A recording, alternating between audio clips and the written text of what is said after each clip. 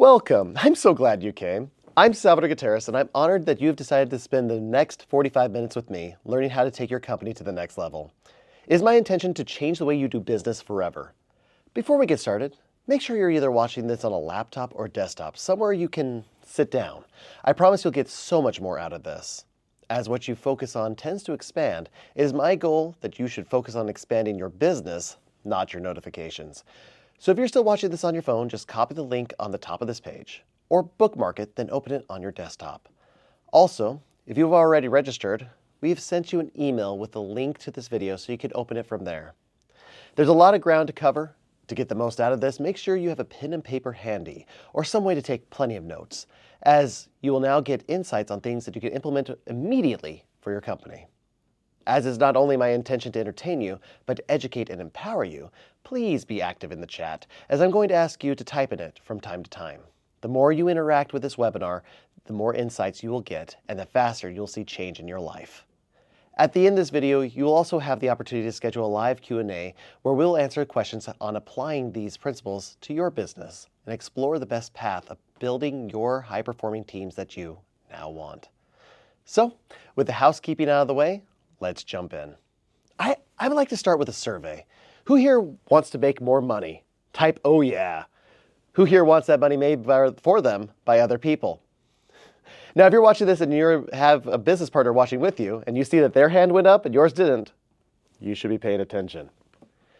Who here wants the certainty that we're going to thrive even with the economic turmoil that's happening? Let's face it, caffeine and blind optimism alone won't carry you through turbulent times.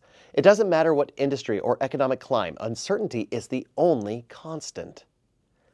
Now picture leading your company with such clarity, such confidence, that you are consistently choosing the right people and empowering them to take the right actions. It's about surrounding yourself with capable leaders, delegating smartly, and focusing your time solely on high-impact decisions.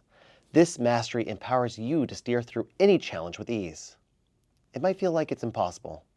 You might feel like you're a small fish in a massive ocean. Well, today we're going to change that narrative. We're going to transform you into a dominant force, a shark in your industry, even if you currently only feel like an ambitious goldfish. It all starts with one fundamental, timeless question. Why do some teams outperform while others consistently underachieve? I got to see this question in action early in my career. I had an accidental client, my plumber. He had been with me through all my real estate adventures, handling every plumbing issue across my flips and rentals. On the surface, he worked for a successful business where everything seemed to run smoothly. But behind the scenes, it was one man holding it all together. Whenever a tech dropped the ball, he was the one that was cleaning up the mess. Whenever a homeowner got frustrated, he was the one calming them down. Whenever a project fell behind, he was the one burning the midnight oil. One day, while replacing one of my sinks, he asked me, "How did you make the leap from a W-2 to owning your own business?" You see, for years, the owner of the plumbing company promised him a partnership, dangling out in front of him, always just out of reach, always saying, "Just put in a few more hours and we'll make it happen." But every time my guy asked about it, the owner avoided the conversation. The breaking point came when he discovered that he was being underpaid. The owner had been skimming a percentage off of his commission sales. And when he confronted him, instead of taking responsibility, the owner blamed him for the company's struggles. That's when he realized there was no future here. That's when he realized he needed to talk to me. It only took a few short months working with me, and when he felt ready, he took the leap. Without him holding everything together, the company went into panic mode. A swath of other technicians left as well. Clients started choosing other alternatives, and the bottom line shrunk fast. They threw everything they had to fix it, putting employees together, trying old strategies, hoping for a miracle. But instead of solving the real problem, they were caught up in uncertainty. Questions kept showing up in the workplace. Who's in charge now that he's gone? Does the extra work come with extra pay? How are we going to split the territories? Is it okay to challenge someone else's idea? What are the rules now? On the surface, it looked like collaboration, but underneath, it was inefficiency, hesitation, and competition. The team spent more time managing and negotiating status than solving the real problem. They needed more clients. There was no alignment, no leadership, no culture. The infrastructure wasn't built to sustain itself, and it depended on one person. And when that person was gone, so was the company. My friend, he built something better. He realized the previous owner had built a business around himself, not around a group culture. Culture was going to be the core of his company. At first, his new business looked disorganized. He didn't have a unique selling proposition. He was not niched down and did any and every job available. His hours were all over the place and his truck wasn't even branded. He was juggling all the stressors of leadership while relying on friends and family for admin work. If you looked at him from the point of view of the company rather than the business owner, the collective behavior was efficient and effective. Instead of chasing quick fixes or thinking about the easiest job, he focused on what was right for the client and the team. He, his wife, and his network worked shoulder to shoulder and were having fun while doing it. They moved fast, experimented, and kept improving. And it worked. It wasn't because he was smarter than his old boss. It wasn't because he had the network of his old company. It was because he worked in a smarter way. Write this down. Your success has nothing to do with being smarter or having more resources. Your long-term success depends on how deeply you know yourself, how well you understand others, and how effective you are in communicating and engaging them. Think about it. Everything you want in life comes from other people. Your company relies on vendors, partners, employees to create and distribute your products and services. Yet many business owners are caught up in the product itself, forgetting that without agreements, distribution, marketing, there is no business. It doesn't matter how great your service is. If you can't communicate it compellingly, it won't sell. It doesn't matter how amazing your company culture is. If you can't represent it well, no one's going to work with you. Nothing sells itself. Nothing compels on its own. Success is built on communication. And I know for some of you, the thought of communicating or selling or influencing might make you feel uncomfortable. I don't want to manipulate anyone. I don't want to force someone to do something they don't want to do. That's the narrative, right? A perfect example of this can be found in sales. How many of you have heard that you just need to get enough no's till you get a yes? Type me. How many of you have heard that rejection is an issue you just need to get over? It's just a numbers game. Who here realizes that if you're shooting for a no, you'll get more no's in your life? If you want to get yeses, you must get more yeses in your life. Who here has been told that you're not suited for sales or you need to change your personality to succeed? I was once told that the only way for my company to succeed is if I became like Steve Jobs. Now you may notice I'm not wearing a turtleneck. I'm not here to say you don't need to change. I am saying you don't need to change who you are. You need to change how you communicate. Steve Jobs did not build Apple alone. His success was fueled by this partnership with Steve Wozniak, who wasn't the loudest voice in the room, but he knew how to communicate in his authentic way. He loved to speak in technical terms. Communication doesn't have to look one way. Your personality shapes how you naturally connect, persuade, and lead. And just as your style of communication is unique, so are the needs of those you work with. In fact, what's normal language for one person can be called passive-aggressive to another. Write this down. Wealth follows communication, not the other way around. If you're still skeptical, you can look it up. Public speaking is the highest paid profession in the world, yet most people would rather die than step on stage. Why? Because the one powerful emotion that holds them back. They submit to it, letting it dictate their outcomes. It's the same emotion that's been stopping you from getting everything you want in life. What is the emotion I'm talking about? Drop it in the chat. That's right, fear. Fear wears many disguises. Sometimes it looks like procrastination. I'll do it when I'm ready. I'll start hiring once the economy gets better, or as soon as I get that contract. Other times it shows up as complacency. Well, we made 6 figures last year. Maybe we should be grateful for what we got this year. And for some, it's paralysis, meaning you or your team know exactly what to do, but you can't get yourself to take consistent action. Now let me ask you, who here genuinely wants to create a legacy? And who here wants to live their legacy while they leave a legacy? Who here is willing to work hard while making that legacy? Type in the chat. I love that. Most people don't live the life they truly want. They settle for what they believe they're allowed to have. And that's the most dangerous internal conflict of all. Now, I recognize that you are not most people. I could tell that you take action and don't allow fear from stopping you. Here are the 3 things you need before you can build a highly effective team to live that life. The 3 tools that puts your company on a growth track so fast, you'll feel magic. The first principle of building a high-performance team is self-mastery. Because before you can lead others, you must lead yourself. Supernatural growth does not come from understanding alone. It comes from execution. But let's be clear, without a deep understanding, you cannot have self-mastery. In short, self-mastery is the ability to have complete and control over your thoughts. Because thoughts lead to actions, and actions create the results, your thoughts are the reason for the results that you are living in right now. If you don't have control over your thoughts, how can you expect to lead a company? How can you inspire and motivate others when you yourself are out of control? Now, for many of you, this may feel like an uncomfortable conversation. Salvador, why are you talking to me about me when you should be taking action and talking about how I should hire or how to whip my current employees into shape? And I get it. I get that. But before you can lead and inspire others, you need to take care of your first employee. You. And it all starts with accepting full responsibility. The moment you take responsibility for your thoughts, you take control of your actions. And the moment you take control of your actions, you take control of your business. Write this down. Who you are to you is shaped by your thoughts. Who you are to others is shaped by your actions. This is an essential part because it's one of the main keys to understanding personality dynamics and achieving amazing partnerships and highly effective teams. I'm sure you've seen this in action. Imagine your company, after months of searching, you make a hire. They seem promising, they say the right things, they have all the right skills, so you invest in them.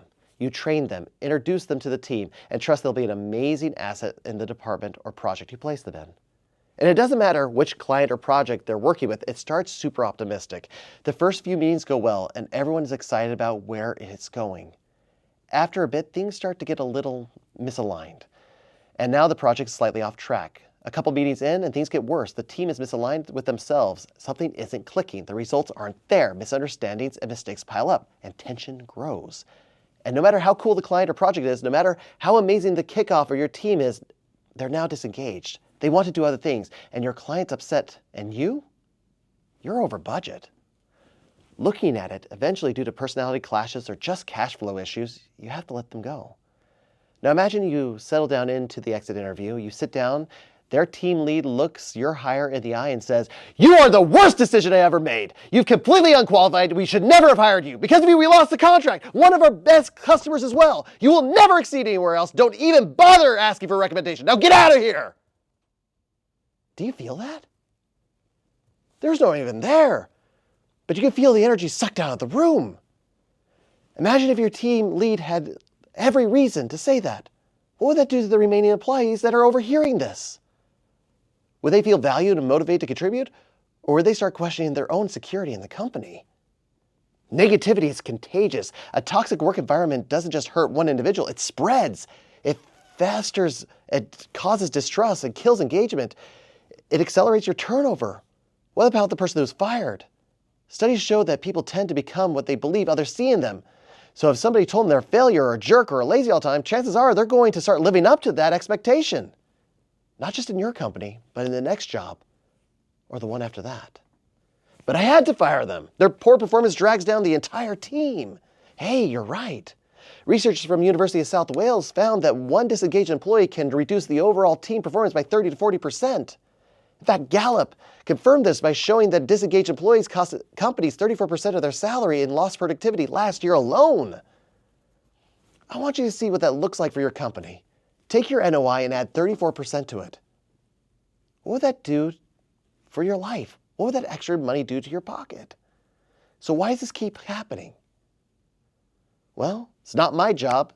Employees don't like to take ownership of the issue. They're waiting for leadership, HR, or an external consultant to come and step in. Hey, I'm still getting paid. There's no issue here. Oddly, this behavior is incentivized as it allows people to drag projects on, meaning more billable hours and no urgency to fix the problem. It's just the cost of doing business. Oh, I've heard this so many times. It's just simply accepted. Now, many of us have been fired this way before, not just from our jobs, but from opportunities, relationships, or even our dreams. And the worst part, sometimes we're not even fired by a person. We're fired by lack of support, clear expectations, or the right skill sets to succeed. And we internalize it. We carry that stress, that identity into every part of our lives, at work, at home, in every relationship we have. I want you to realize that so many parts of your life are programmed in that way.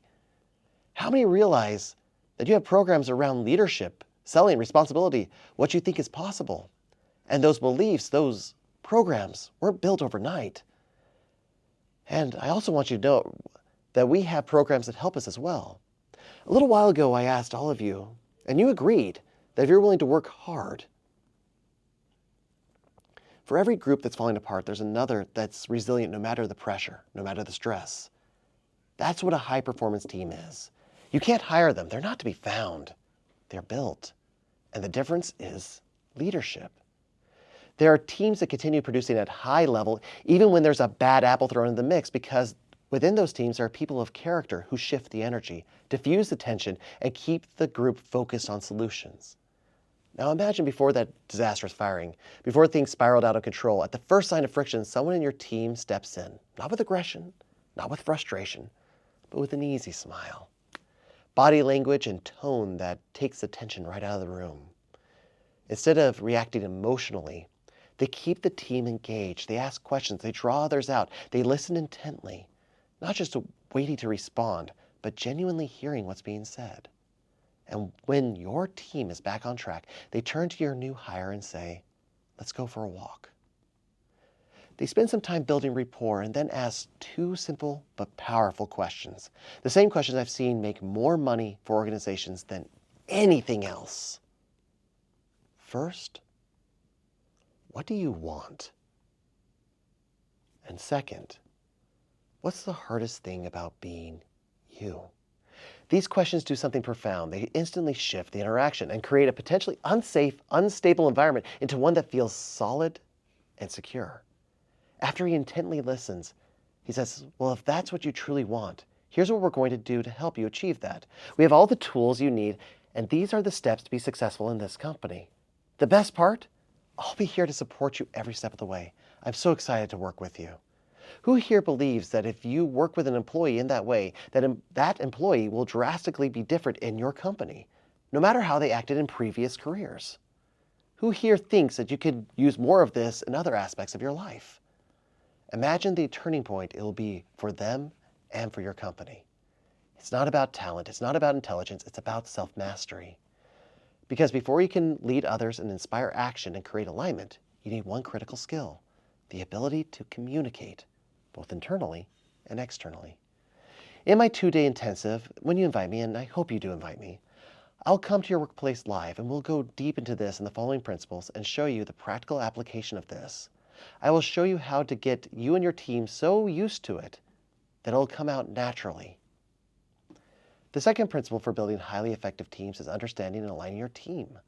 A company is not just a collection of individuals, it's a system of relationships. And when you truly understand how your team operates, you can align their strengths, close gaps, and create an ecosystem where leadership and execution, accountability happen naturally. This is where most businesses fail. They see people as fixed assets instead of developing them into fully owning their role. Your team isn't meant to stay where they are. Your job as a leader isn't to force people into predefined roles. It's to guide them into who they are capable of becoming in a way that aligns with their natural abilities. Even in an era of AI, automation, and outsourcing, business at its highest level is still built on people. And no matter how independent your team works, success at the highest level still requires collaboration, alignment, and trust. Which reminds me, I haven't really introduced myself. As I said before, my name is Salvador Gutierrez. I am a certified business coach and hypnotherapist, and an expert in partnerships, taking action, and creating systems for success. Now, have I always been an expert? No. In fact, when I started my business, I made every mistake in the book. I even wrote a few chapters. But that's how you learn, by messing up and figuring out how not to do it again. In my lifetime, I've closed businesses, retained my family through bankruptcy, threats, health issues, lawsuits, and a myriad of uncertainty. I've documented what I've learned from these trials while seeking out solutions with a passion. How many of you would love to learn from multi-million-dollar mistakes so you don't have to pay millions to learn that? Who here would benefit from learning from a system of principles that have helped increase some businesses' NOI by over 700%? I used to work 13-hour days as a manufacturing chemist. I realized, like many of you, the only way of getting your dream of seeing your family and living the life you want is to become a business owner. I started a real estate company and invested in properties. We also ran a property management company, and the fleet grew from condos to homes to complexes, and at some point I was able to leave work and work for myself full time. Yet despite my hard work, I was still working the same hours to create a future where I could be with my wife and children rather than spending the time to see them now. It got so bad that in order to see me, my family started doing flips alongside me. Then tragedy struck. One evening, my daughter Hannah came to me. She was tired and wanted to sleep by me. She'd been working late into the night raking leaves and was not feeling well. The next morning, I turned over and saw a blue corpse, unable to breathe. I rushed her to the hospital and then an ambulance ride and finally a flight to Primary Children's Hospital. I followed my daughter into surgery where she was dealing with multiple organ failure. Over the next 2 weeks, everything fell apart. Project stops, debt collectors called, lawyers threatened lawsuits, and a business partner felt like it was the perfect time to cut me out of the LLC, taking my seed money with him. My company ground to a halt, and my life did too. I remember in the PQ, I was hiding in the bathroom, whispering into a phone, trying to not interrupt a surgery going on just outside. I was begging a creditor for more time as he tried to foreclose on another property that was already under contract for sale. All the while, the doctors were pounding at the door to get my approval for another emergency procedure. I asked myself, what am I doing this for? Why did my company fail? I thought I had done everything right. I had set it up correctly. I found the right people. Their credentials were perfect. Yet still, I was losing everything. Worst of all, I was losing my daughter before I made the time to even get to know her. I realized in my ignorance that I caused this. I didn't understand people and, most importantly, how to vet their intentions. I didn't know how to communicate, motivate, or inspire them. What's the cost of a bad partner, a bad employee? For me, it was 10 years worth of work, my retirement, and almost my daughter. When we finally got her out of the hospital, I shut everything down. I sold what I could. I laid my employees off and went back to square one. And I made a decision. I was going to learn the one thing that could have saved my family, my business, and my sanity. How to build a team that works. I spent the next few years obsessed with this. Why do some companies and some have teams that thrive while others collapse?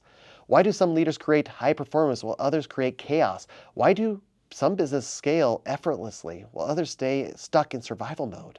I invested in masterclasses, masterminds, seminars, mentors, coaches, you name it. I even trained in companies that advise multi-million-dollar industries. And I realized something. Success isn't about strategy. It's about people. Unless you know how to connect, empower, and inspire people, you'll miss the ones who co-dream with you. Instead, you'll only attract the fair weather friends as employees and clients. The corporate mercenaries who stick around just when it's easy and disappear when it matters most. Consider this. People don't stay loyal to a company. They stay loyal to a community, a shared vision. That's how you get teams as are invested as you are. I spent the next few years obsessed with this. Why do some teams thrive while others collapse? Why do some leaders create high performance while others create chaos? Why do some businesses scale effortlessly while others stay stuck in survival mode? I invested in masterminds, classes, seminars, mentors, coaches, you name it. I even trained with companies that advise multi-million-dollar industries. And I realized something. Success isn't about strategy, it's about people. Unless you know how to connect, empower, and inspire people, you'll miss the ones who co-dream with you. Instead, you only attract the fair weather friends as employees and clients, the corporate mercenaries who stick around when it's easy and disappear when it matters most. Consider this. People don't stay loyal to a company, they stay loyal to a community and a shared vision. That's how you get teams that are as invested as you are in your company. There's an underlying rule and principles that create and govern high-performance teams. These principles are universal, whether you're a restaurant chain trying to motivate teenagers to show up, a developer struggling with quiet quitting, or a direct sales leader who's trying to reignite the fire in their team. Once you understand these principles, everything changes. I restarted my business with these principles, and now my business is taking off. I see my family, not just on the weekends. I live the life of my terms, and I have the freedom that comes from being truly present. Now, I get it. Many of you are stuck not because you aren't working hard, but because you've hit a ceiling of time, resources, or growth. You've read the books, you've taken the courses, you've done everything right to stabilize your business. If you're not growing, the challenge is not with your systems and strategies, it's how effective you are at connecting, empowering, and inspiring people. And the key is simple. Understand what truly drives them. Because every person has a unique motivation that compels them to take action, a distinct communication style of how they connect with others and want to be connected with, and action drivers of how they approach decisions and follow through. Once you decode this, everything changes. People self-motivate, teams self-correct, businesses scale supernaturally.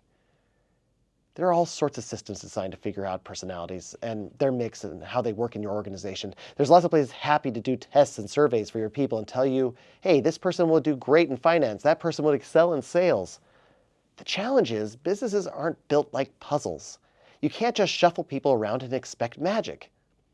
To implement their suggestions that most of these companies provide, you need to either do a full reorganization, moving people into positions they don't want to be in, or they're recommending you change your entire organization to fit your employees, both of which are ridiculous.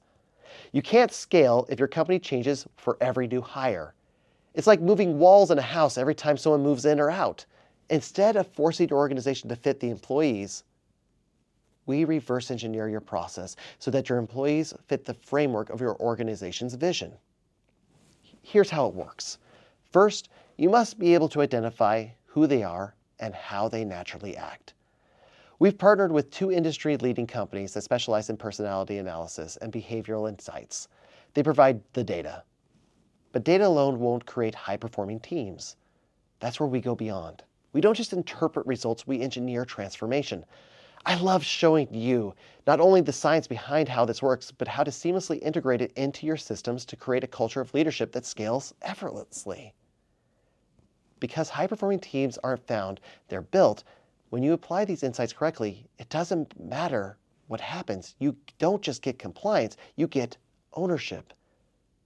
That's when your business becomes unstoppable. When companies like yourself are having challenges with team dynamics, they partner with us to work with struggling teams. Our coaches ask 2 questions to assess the issue. 1, is your team consistently hitting the goals that produce results? And 2, when challenges do arise, do they work together seamlessly or do conflicts and inefficiencies slow them down? The second question probes if there's a personality mismatch. Charlie Group did research that showed that if 2 people are similar in personality, the ability to have one influence the other was 82%, meaning that they're influenced to a yes or buying decision if their personalities matched. Compare that to an 18% chance if they weren't. And I'm sure this makes sense. If you're saying the exact things that they need to hear to unlock a yes, leading an effective team is easy. I'm certain you've experienced the opposite as well. Have you ever met someone who just rubbed you the wrong way? Or worked with someone who took everything you said as a sign of disrespect or a challenge? If there is a conflict in your team, remember, it's often not personal. It's personality. Learn their personality communication and see the friction melt and productivity explode. The first question is very eye-opening. I often hear clients saying that they're just sick of having to go around HR and handle personnel problems themselves. Let's say I give you your dream. Everyone in your team is getting along. You have a great company culture. In fact, Glassdoor is giving you out 5-star reviews as if you're a resort in Cabo. But if your team is getting results like they're on vacation, that's a death sentence. If your team struggles to get things done, the issue isn't communication. It's how they naturally take action. Every person has an instinctive approach to problem solving. And when the roles don't align with their natural strengths, you get friction, inefficiency, and ultimately, burnout. The key is understanding these action drivers. When necessary, that means realigning responsibilities so that each team member works in a way that feels natural. But the point is that it is by making it easier to perform at their best to get results. The biggest challenge here is that most teams cannot see the real issue, only the symptoms. Remember what I said earlier, that who you are to yourself is shaped by your thoughts? That's personality. Who you are to others is shaped by your actions. That's your action driver. Imagine you have a brilliant, detail-oriented team member who triple checks everything, plans meticulously, and ensures that nothing slips through the cracks. Sounds great, right? But ask them to make a quick decision on the spot, and they'll freeze. Tell them, I need you to wing this. They agree, and then you see them immediately go into researching instead. Not because they're not capable, but because that's not how they're wired. Now picture another team member, a big picture thinker, a fast mover, full of ideas. They thrive in uncertainty, but give them a structured, repetitive task, and they'll check out completely. The power of Action Drivers is that it identifies how people approach problems, take action, and execute. If you don't understand how your team is wired, you will always be fighting friction. But when you understand your team at this level, you can guide and motivate them more effectively, predict conflicts before they arise, and create a team that runs seamlessly. You don't need to fix your team. You need to train, empower, and challenge them to grow. We've covered a lot of ground already. By now, you understand that the key to high-performing teams isn't just about hiring the right people. It's about creating an environment where they step into the higher versions of themselves. So, for the final piece of the puzzle, most companies stop identifying who someone is today. We take it further. We show them who they need to become.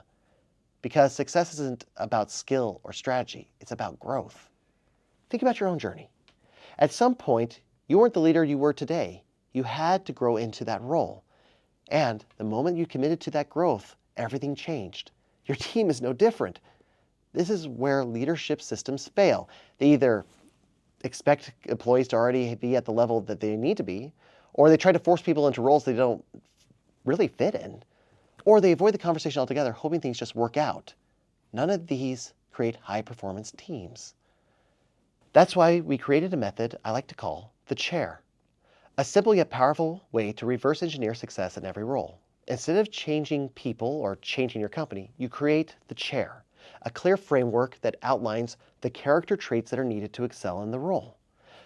What actions and behaviors define success, and how they need to think, communicate, and operate at that level. When someone steps into that chair, they know exactly what's expected of them, and they either rise to the occasion or naturally opt out. Suddenly, promotions aren't vague. They aren't about office politics or waiting for an opportunity. Your team members know exactly what to do to step into their dream role. And that's one powerful shift in responsibility. Most companies get it wrong. They promote based on performance, but they don't train for leadership. They assume that just because someone excels in one role, they'll automatically succeed in the next. I feel I should tell you a story that may cause you to feel some deja vu. I was pulled into a company that had made this exact mistake. They had an amazing salesperson, one of the best in the industry. Every year, he crushed quotas so naturally that others just couldn't figure out how to keep up. The owners promoted him as sales manager.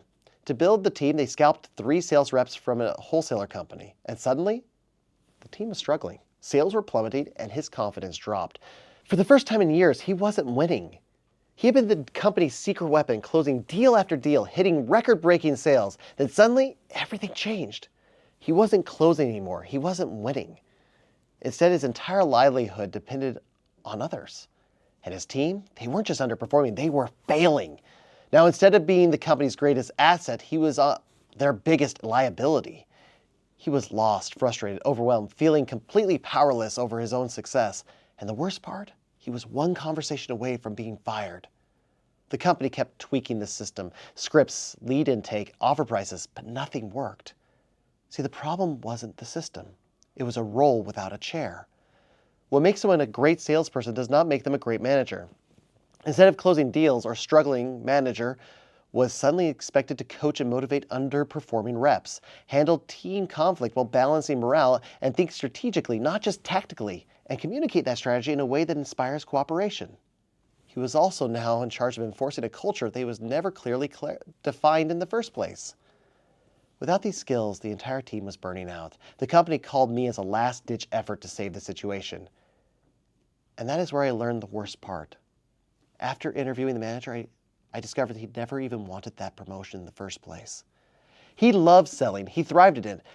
But now, he was facing termination for a role he never asked for. When I asked him what he truly wanted, he admitted, I always wanted to be a regional manager. He loved the idea of leading multiple locations, driving expansion, and overseeing operations at scale. But at the time, that wasn't even a role that was even on the company's radar. And that's where the real problem was. There was no clear path to get there. At first, he saw the sales manager role as a career-ending obstacle that took him away from what he truly loved. But when we reframed it, when he realized that it wasn't an obstacle, but an opportunity, instead of resisting the role, he saw it as a stepping stone, a chance to develop the leadership skills he needed for the job that he actually wanted. When he mapped out his growth plan, for the first time, he was excited again, because now he had the tools. This is why leadership development isn't optional. If you don't align personnel motivation with company goals, you'll get disengagement. If you don't define the role, you'll get inconsistency. But if you don't give the right tools, you'll get burnout. But if you create the chair so that they can align their growth with the company's needs, you'll get a leadership pipeline. You'll create certainty in your teams, and you'll eliminate the chaos of culture drift. And most importantly, you'll create a business that scales without leadership breakdowns. When you're clear on the chair, and you align your team's motivations to your company goals, they naturally develop character traits needed to excel in any role. This is how you create advocates in your company at any level. They don't wait to be told what to do, but instead take the responsibility for their own growth. They ask themselves, who do I need to become to own this role? What traits do I need to develop? What do high performers at this level do differently? This isn't about changing who people are. It's about inspiring anyone to become any role in their authentic way. When you get this right, growth becomes automatic, because when people understand their future potential, they become naturally motivated to step into it. Now we've covered self-mastery and team alignment. Let's talk about the most important part of how to make this last. How do we make it part of your company's DNA? The third principle for building highly effective teams is creating a scalable leadership culture, or SLC. You can have the best hires, the best structure, or even the best systems. But if your culture is weak, even if you hire our team to get yours aligned, it's only a matter of time before your company reverts back to square one. As I hope you've already seen, the most successful companies aren't the ones that are built on the best individual talent. They're the ones where people take ownership, self-motivate, and drive results. And when you create that kind of culture, it attracts quality people into your company and repels those bad apples who would use you. So how do you actually build an SLC? It's not unlimited snacks, casual Fridays, or foosball tables in the lunchroom. Harvard Business School studied over 200 companies for 3 years and found that those that the highest performing teams consistently focused on 3 things. They created an environment where people felt secure enough to take risks and perform at the highest level. They created space where people openly discussed challenges and asked for help. Look, strong teams aren't built on perfection, they're built on trust. And when leaders admit mistakes and employees feel safe to do the same, collaboration and innovation explode. They established a purpose to a bigger vision that drives motivation. People don't stay loyal to a company, they stay loyal to a mission. High-performance teams know exactly why their work matters and how it connects to the bigger picture. This is why leadership isn't about control. It's about creating conditions where success happens naturally. And when you apply these 3 principles, leadership isn't something you have to enforce. It happens in every level of your company. Companies that built a culture of safety, shared vulnerability, and clear purpose increased net income by 756% over 11 years, on average. That wasn't due to some complex strategy. They simply created conditions for success. This is why culture isn't just nice to have. It's a foundation for long-term success. If you want your business to grow without burnout, chaos, or leadership breakdowns, you need an SLC. Wow, the time has flown. And who here has learned a lot? Who here loves this stuff? I hope you realize that growing your company isn't difficult, it's different. Building high-performance teams isn't hard, it's just a new way of thinking. At this point, you have 2 choices. Keep doing what you're doing, putting out fires, losing good people, and hoping things will improve, or take the fast, intelligent path, installing a proven system that turns your team into self-sustaining, high-performing machine. Most businesses never scale because they're stuck in leadership babysitting mode, constantly stepping in and fixing problems and making decisions their team should be making themselves. If you want to exit that cycle and finally build a business that grows without you, I'd love to talk to you about our 2-day intensive. This is a live in-person training at your workplace where I teach and implement the workshop with everything you've covered today, customized for your industry and team. You'll get hands-on coaching and real-time solutions tailored to your business. We'll assess your team's strengths and communication styles using 2 personality assessments. Your team will develop leadership habits on the spot, so changes will start happening immediately. Who here realizes that live interactive coaching is far more powerful than a pre-recorded webinar? Who wants this badly? Now, there are some things we ask you before applying to join this program. There's really just 3 things. 1, you must believe in the power of investing in your high-performance teams. We're not here to convince anyone that investing into your employees is to create strong, self-sufficient teams is valuable. If you're debating whether scalable leadership and team alignment is worth investing in, we're just not the right fit. We want to work with leaders who learn and know that team dysfunction is a roadblock and they're ready to fix it. 2, you must be willing to implement these strategies in the next 3 months. If you're thinking about optimizing your team someday, this isn't for you. This program is for those who want real results fast. If you're already ready to take action to restructure your leadership programs and start seeing immediate improvements, then this is a perfect opportunity for you. Lastly, you need to be ready to do the work. This isn't a quick fix or a shortcut to passive success. We're going to give you the proven system, the strategies, and the coaching, but at the end of the day, it's up to you to implement them. If you're the type to take action, make decisions, and commit to improving your leadership and team performance, then this is exactly what you need. To make sure this is a right fit, we've opened up our calendars for the next few days. Book a free 45-minute strategy call with me or with one of my senior members of the team, and we'll get to know your business, assess your team structure, and see if this system is right for you.